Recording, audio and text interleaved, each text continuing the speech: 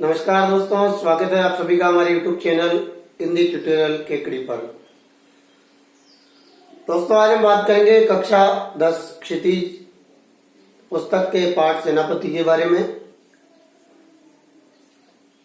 यहाँ सेनापति के उस एक श्लिष्ट पद के बारे में बात की जाएगी जिसमें एक ही पद में ग्रीष्म ऋतु और वर्षा ऋतु दोनों का वर्णन श्लिष्ट पदों के माध्यम से किया गया है। पिछला जो वीडियो मैंने डाला था उसमें हमने इसके ग्रीष्म ऋतु के अर्थ के बारे में बात की थी और आज हम बात करेंगे इस पद के वर्षा ऋतु के संदर्भ में जो अर्थ है उसके बारे में। तो आइए देखते हैं कि किस प्रकार से सेनापति ने ग्रीष्म ऋतु और वर्षा ऋतु का वर्णन एक साथ श्लिष्ट पदों में किया। ये पद वर्षा ऋतु के संदर्भ में है। इससे पहले वाले वीडियो में मैंने ग्रीष्म ऋतु के संदर्भ में इसका अर्थ आपको बताया था। तो आइए शुरू करते हैं।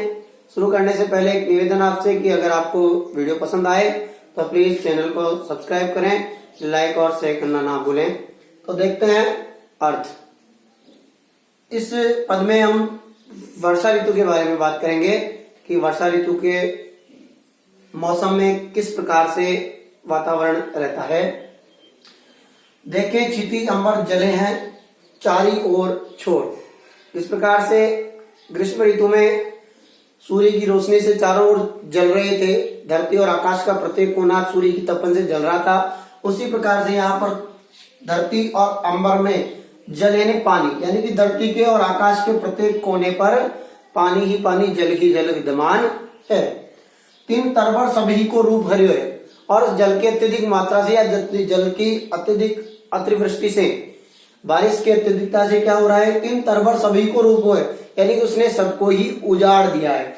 यहाँ तरवर का मतलब पेड़ पौधों से, तरुवर यानी कि वृक्षों को उजाड़ दिया है। रूप भरने का मतलब यहाँ पर उजाड़ना है कि उसने वर्षा ऋतु की अत्यधिक मात्रा के कारण चारों ओर की जो हरियाली है वो नष्ट हो गई है और सारे वृक्ष नष्ट हो गए हैं बाढ़ के कारण। महाजर लागे ज्योति भादव की होती चले। वहां पर ग्रीष्म ऋतु में लू की बात की गई थी और यहाँ पर बात की गई है कि वर्षा की जो बूंदे हैं वो किस रूप में, महाजर के रूप में, यानी कि बार बार वो झर रही है। झरने, जिस प्रकार झरने में पानी आता है वैसे ही यहाँ वर्षा बार बार लगातार ऊपर से नीचे की ओर आ रही है। तो ये महाजर लग गई जो अति, यानी जो कब तक, भादव के महीने तक। भादवा का जो महीना होता है, यानी कि श्रावण के बाद भाद्रपद आता है। सावन के महीने में बारिश आती है तो भादवे के महीने भी बारिश आती है। कहा गया कि 4 महीने का जो वर्षा का काल होता है वो हिंदी महीने के हिसाब से भादवे के महीने तक वर्षा का संचयन, यानी कि उसका ऊपर से नीचे की ओर आना प्रारंभ जारी रहता है। जलद पवन तन सेक मानो प्रयोग है। उसमें हम बात की थी कि वह ग्रीष्म ऋतु की जो लू है वो हमारे शरीर को तपाती है। ठीक उसी प्रकार से यहाँ पर जलद पवन तन, यहाँ पर बादलों की घटाओं से क्या हो रहा है, तन यानी जल, ऊपर से सेक मानो प्रयोग यानी ऊपर से नीचे गिर रहा है, अर्थात जल का सिंचन हो रहा है, यानी कि बादलों की घटाओं से पानी नीचे की ओर गिर रहा है। दारुण तरनी तरह नदी सुख पावे सब। ग्रीष्म ऋतु में तो हम चाहते थे कि हम किसी प्रकार से नदी का सेवन करें, नदी के पानी में जाकर वहां अपनी जो तपन है उसको कम कर सके। यहाँ पर कहा गया है कि दारुण यानी कठिन हो गया। तरनी, यहाँ एक अर्थ सूर्य का उस ग्रीष्म ऋतु में और यहाँ पर नाव का अर्थ लगाया जाएगा कि यहाँ पर तारुण तरनी तरह नदी सुख पावे सब, कि कठिन हो गया है किसको, नदी को, यानी पार करना, नदी को पार करना यहाँ पर कठिन हो गया है क्योंकि वर्षा जो है वो अत्यधिक मात्रा में है, पानी का बहाव बहुत तेज है। तो ऐसी स्थिति में नदी को पार करना बहुत कठिन हो गया है। सीरी घन छा है। सीरी घन छा, आकाश में क्या है, कने काले बादलों की घटाएं छाई हुई है और छाई वो चित्त धरे हुए। और ऐसी स्थिति में चित्त यानी हमारा मन, हमारी अभिलाषा, हमारी इच्छा क्या है, ऐसी स्थिति में हमारी इच्छा क्या है, इधर बादल जो काली घटा के रूप में हमारे ऊपर छाए हैं तो हम उन काले घटाओं से जो बारिश बरस रही है, पानी बरस रहा है, उससे अपने आप को बचाना चाहते हैं। ऐसी हमारी अभिलाषा है, अर्थात ऐसी हमारी इच्छा है। देखो चतुराई सेनापति कविता है जो वही श्लिष्ट पद इसलिए कहा गया है कि देखो ये सेनापति की कविता की ही चतुराई है कि जिसने ग्रीष्म विषम वर्षा की सम करे। यहाँ पर हम उल्टा कर देंगे, जिसने वर्षा ऋतु का वर्णन भी ग्रीष्म ऋतु के समान श्लिष्ट पदों से कर दिया है। तो इस प्रकार यहाँ पर सेनापति ने एक ही पद में एक ही शब्द के साथ श्लिष्ट शब्द का अर्थ का प्रयोग करते हुए ग्रीष्म और वर्षा ऋतु का वर्णन एक ही पद में किया है। एक बार फिर शॉर्ट में देख लेते हैं कि चारों ओर जल ही जल है, धरती और अंबर के प्रत्येक कोने में, जिसने वृक्षों की हरियाली को छीन लिया है। और ये जो वर्षा की बूंदे हैं, ये जो महाजर है, ये भाद्र के महीने तक चलती है और जल्द पवन तन चेक मानो पड़े, और जल्द वर्षा की जो सिंचन है वो बादलों से होता रहता है। ऐसी स्थिति में नदियों को पार करना कठिन हो जाता है और मन में अभिलाषा यही रहती है कि किसी प्रकार से हम बादलों की घटाओं से बच सके। और ये चतुराई है सेनापति की कविता की कि उसने वर्षा ऋतु का वर्णन भी ग्रीष्म ऋतु के समान एक ही पद के माध्यम से कर दिया है। तो इस प्रकार यहाँ पर जो वर्णन है ये वर्षा ऋतु का वर्णन किया गया है। अब देखते हैं इसका एक और अगला पद, जो एक अगला पद और इसके बाद एक और पद बचेगा।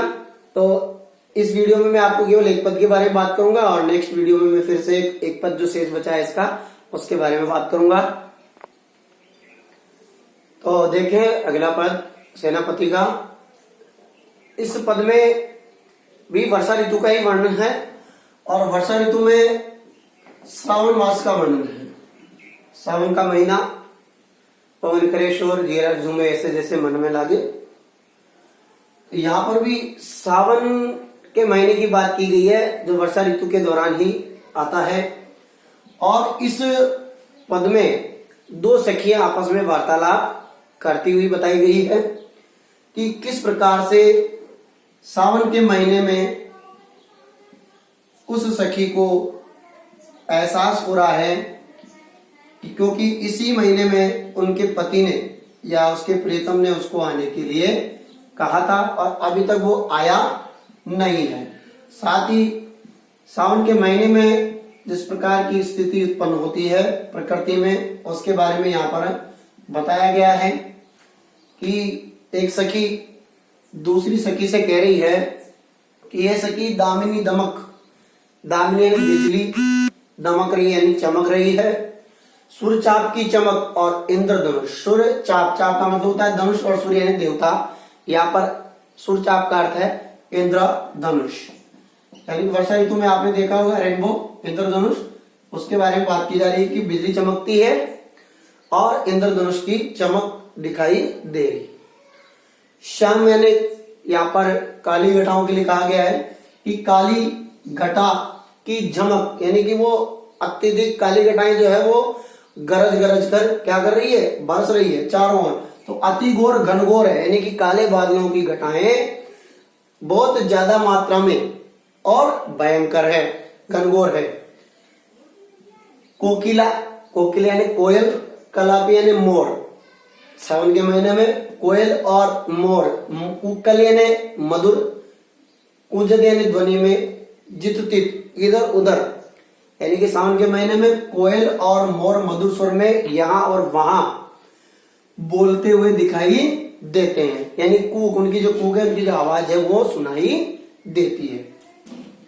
सीकरते शीतल समीर की झकोरते, और सावन के महीने में ही सीकर कहते हैं जल को, शीतल यानी ठंडी, समीर यानी हवा, क्योंकि जब बारिश होती है तो उसके साथ हवा का जो स्पर्श होता है तो हवा बिल्कुल शीतलता को प्रदान करती है, ठंडी लगती है।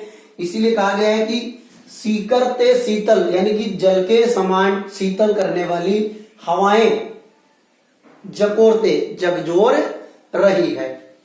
और ऐसी स्थिति में इस प्रकार के ही समय में सेनापति कह रहे हैं उस सखी के माध्यम से कि आवन कयो, आने के लिए कहा था, कि जब इस प्रकार की परिस्थिति होगी तब आने के लिए कहा था। है मनभावनसु, मनभावन का मतलब मन को अच्छे लगने वाले, अर्थात उसके प्रियतम ने या उसके पति ने ऐसी स्थिति में ही आने के लिए कहा था, लेकिन अभी तक वो आया नहीं है।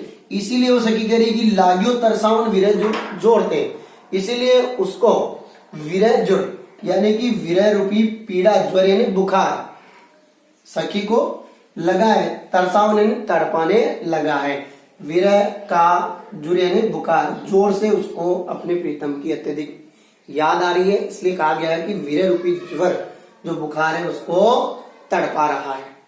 आयो सखी सावन, वो सखी से कह रही कि सखी सावन आ गया है। और ऐसी स्थिति में मदन सरसावन, मदन यानी कामदेव, जो काम का देवता होता है, प्रेम का देवता होता है, उसको मदन कहते हैं। मदन यानी कामदेव, सरसावन, सर कह रहे हैं तीर को, तीर जो वो चलाता है।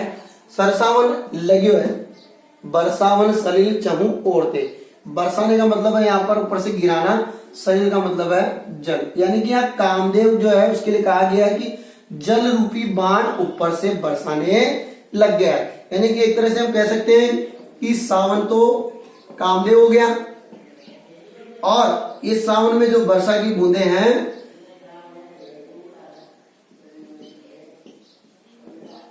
वे इस कामदेव के तीर माने जा सकते हैं। इस प्रकार वर्षा सावन की ऋतु में जो वर्षा की बूंदें ऊपर से नीचे की ओर गिर रही है, उस बूंदों के स्पर्श से सखी को कामदेव के तीरों का एहसास हो रहा है और उसकी विरह वेदना और ज्यादा बढ़ जाती है। तो इस प्रकार से इस पद में सावन महीने में, जो कि वर्षा ऋतु में ही आता है, एक सखी द्वारा दूसरी सखी से अपने विरह का वर्णन किया गया है कि किस प्रकार से वो अपने प्रेमी के विरह में इस मौसम में अपने आप को तड़पा रही है, और जो जल की बूंदे हैं वो उसको तीर के समान चुभने वाली लगती है, अर्थात उनसे उसको और ज्यादा पीड़ा होती है, क्योंकि वर्षा की बूंदों के साथ ही उसे अपने प्रीतम की और अत्यधिक याद आती है। तो इस प्रकार इस पद में सावन मास का वर्णन किया गया है। धन्यवाद। फिर मिलेंगे अगले वीडियो में इसके अगले पद के साथ। तब तक घर रहें, सुरक्षित रहें, और वीडियो पसंद आए तो प्लीज लाइक करना, शेयर करना ना भूलें। धन्यवाद।